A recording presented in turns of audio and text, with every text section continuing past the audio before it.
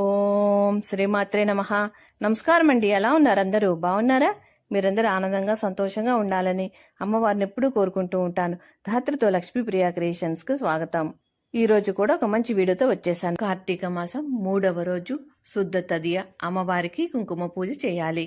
ఈ రోజు నిషిద్ధ ఆహారము, పులుపు కలిసిన పదార్థాలు, ఉసిరి.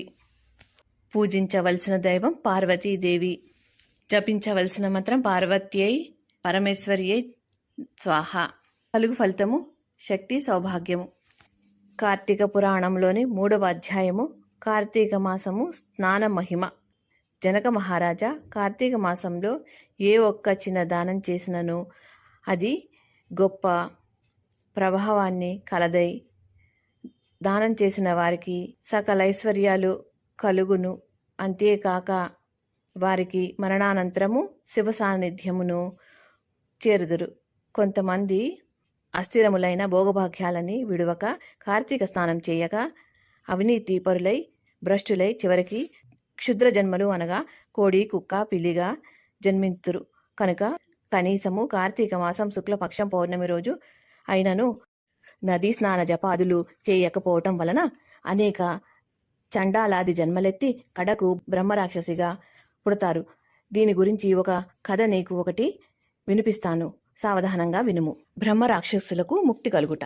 భరతఖండములోని దక్షిణ ప్రాంతంలో ఒకానొక గ్రామంలో మహా విద్వాంసుడు, తపస్శాలి, జ్ఞానవంతుడు, సత్యవాక్య పరిపాలకుడు అయిన తత్వనిష్ఠుడు అను బ్రాహ్మణుడు కలడు. ఒకరోజు ఆ బ్రాహ్మణుడు తీర్థయాత్ర చేయాలని తలంచి అఖండ గోదావరికి బయలుదేరాను.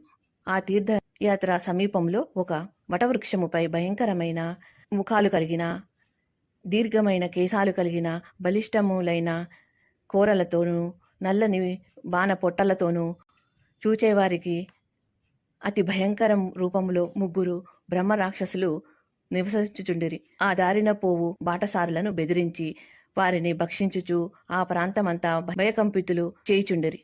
తీర్థయాత్రకి బయలుదేరిన అఖండ గోదావరి పుణ్యక్షేత్రమున పితృదేవతలకు పిండ ప్రదానం చేయుటకు వచ్చుచున్న విప్రుడు ఆ వృక్షం దగ్గరకు రాగానే యథాప్రకారంగా బ్రహ్మరాక్షసులు క్రిందకు దిగి అతనిని చంపబోగా ఆ సమయంలో ఆ బ్రాహ్మణుడు ఆ భయంకర రూపాలను చూచి గజగజ వణుకుతూ ఏమీయూ తోచక నారాయణ స్తోత్రాన్ని బిగ్గరగా పఠించుచు, ప్రభో ఆర్తత్రాణపరాయణ అనాథ రక్షక, ఆపదలోనున్న గజేంద్రుడిని, నిండు సభలో అవమాన పాలవుతున్న మహాసాధ్వి ద్రౌపదిని, బాలుడగు ప్రహ్లాదుడిని రక్షించిన విధంగానే ఈ పిశాచాల బారి నుండి నన్ను రక్షించుము స్వామి అని వేడుకొనగా ఆ ప్రార్థనలు విన్న ఆ బ్రహ్మరాక్షసులు జ్ఞానోదయము కలిగి, మహానుభావ, నీ నోటి నుంచి వచ్చిన శ్రీమన్నారాయణుడి స్తుతి విని మాకు జ్ఞానోదయమైనది, మమ్ము రక్షించుము అని ప్రాధేయపడెను. వారి మాటలకి విప్రుడు ధైర్యం తెచ్చుకొని, మీరు ఎవరు, ఎందుకు మీరు ఈ రాక్షస రూపము కలిగెను, మీ వృత్తాంతము చెప్పండి అని పలుకగా వారు, విప్రపుంగవ, మీరు పుణ్యులు, ధన్యులు, వ్రతనిష్ఠాపరులు. మీ దర్శన భాగ్యం వలన మాకు పూర్వజన్మనందలి కొంత జ్ఞానము కలిగెను. ఇక నుండి మా వలన ఏ ఆపద కలుగదు అని అభయమిచ్చి ఒక బ్రహ్మరాక్షసుడు తన వృత్తాంతమును ఈ విధంగా చెప్పదొడంగెను. నాది ద్రావిడ దేశము. బ్రాహ్మణుడను, మహా పండితుడని, గర్వంతో ఉండేవాడిని. న్యాయ విచక్షణలు మాని పశువు వలె ప్రవర్తించుచుండేవాడిని. బాటసారుల వద్ద, మాయకపు గ్రామస్తుల వద్ద దౌర్జన్యంగా ధనము లాగుకొని చుండెడివాడిని. దుర్వ్యసనాలతో భార్యా పిల్లలని సుఖపెట్టక పండితుల సహవాసంతో దుర్వ్యసనాలకి అలవాటు పడి లోకకంటకుడిగా మారితిని. ఇలా ఉండగా ఒక బ్రాహ్మణుడు కార్తీక మాస వ్రతాన్ని ఆచరించి భూత తృప్తి కోసం బ్రాహ్మణ సమారాధన చేయాలని తలంచి పదార్థాలను తీసుకొని రావటానికి నగరానికి బయలుదేరి తిరుగు ప్రయాణంలో మా ఇంట అతిథిగా వచ్చెను. ఆ పండితుడిని నేను దూషించి కొట్టి అతని వద్దనున్న ధనాన్ని, వస్తువులు తీసుకొని ఇంటి నుండి గెంటి వేశాను. అందువలన ఆ బ్రాహ్మణునికి కోపం వచ్చి, ఓరి నీచుడా, అన్యాక్రాంతంగా డబ్బు కూడబెట్టింది చాలక మంచి చెడ్డలు ఆలోచించక కొట్టి తిట్టి వస్తువులు దోచుకొని చుంటివిగా నీవు రాక్షసుడివై నరభక్షకుడిగా నిర్మానుష్యమైన ప్రదేశంలో ఉండుదుగాక అని శపించెను. నాకు ఈ రాక్షస జన్మ భయంకర రూపము వచ్చింది. బ్రహ్మాస్త్రమునకైనా తప్పించుకోవచ్చు కానీ బ్రాహ్మణ శాపము నుండి తప్పించుకోలేము కదా. కావున నా అపరాధమును మన్నించమని ప్రార్థించితిని. అతడు దయతలచి, గోదావరి క్షేత్రం మందొక వటవృక్షము కలదు. నీవు అందు నివసించుచు. ఏ బ్రాహ్మణుడైతే కార్తీక స్నానాన్ని ఆచరించి పుణ్యఫలములను సంపాదించి ఉంటాడో ఆ బ్రాహ్మణుడి వలన పునర్జన్మ పొందుదు అని వెడలిపోయాను.